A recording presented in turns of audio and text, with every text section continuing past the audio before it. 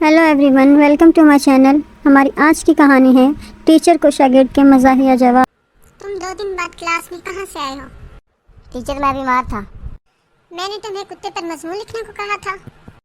Teacher मैं क्या करता, जब मैंने कुत्ते पर पैर रखा तो उसने मुझे काट लिया।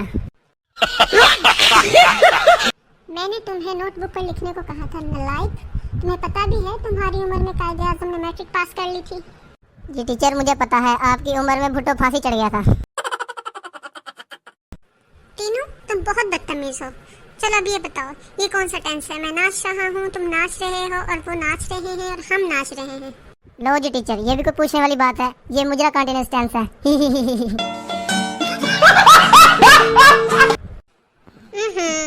अच्छा तीनों, चलो मुझे ये बताओ, मैंने इस आदमी को मार दिया, इस जुमले का मुस्तकबिल बनाओ। ओहो टीचर, इसके बाद आप तो जेल ही जाओगी।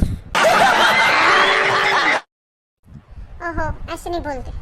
चलो मुझे ये बताओ, मुल्क में पानी खत्म हो जाए तो क्या असरात मुरतब होंगे? ओहो टीचर, और तो कुछ नहीं, दूध खालिस मिलने लगेगा।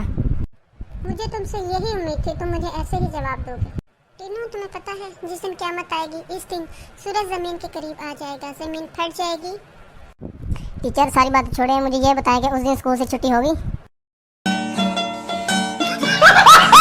Thanks for watching my videos.